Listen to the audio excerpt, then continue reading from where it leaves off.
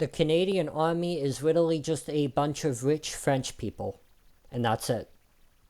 If you wish to join the army as a Canadian person, you pretty much can't. You have to take a college course in Quebec specifically, meaning you have to either be a resident of Quebec or you have to be able to afford a car transport to and from Quebec, or you have to rent out a place in Quebec. Either way, it's kind of not realistic. Most people aren't going to actively have a resource to get to Quebec and take a college course there unless they are people who live there. Expecting to have large enforcement numbers, enlistment numbers, when you don't make it accessible to most provinces is kind of stupid. And with how it works, you need a secondary education, which costs a lot of money. Tuition isn't free.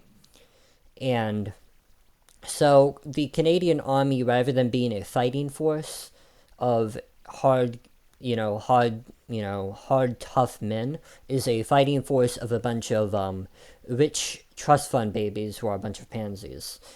It also ends up being the case, too, that when you implement a policy like this, the people who would most likely recruit into the army are lower class, presumably mainly white men.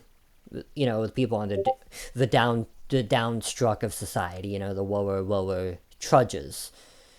The people who have tuition money and and live in Quebec probably are, I would say, better off than your average Canadian.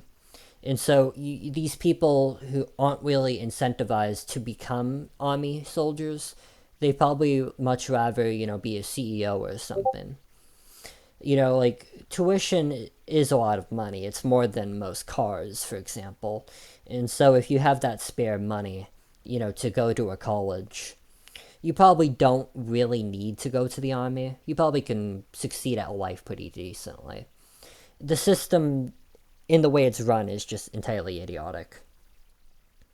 The sort of people who would want to go to the army aren't people with a lot of money to spend on tuition, or people who can, travel provinces to get to Quebec or live in Quebec. It's just kind of nonsensical, and that's why. And the only reason the policy works like this here, the only reason it works like this is because the U.S. majorly funds Canada's army.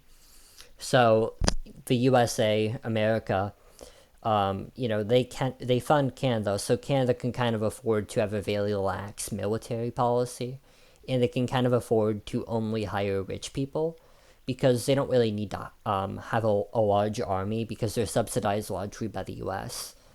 If this was a country who had to stand on its own 2 feet, it wouldn't have a policy like this. It would just the policy wouldn't work.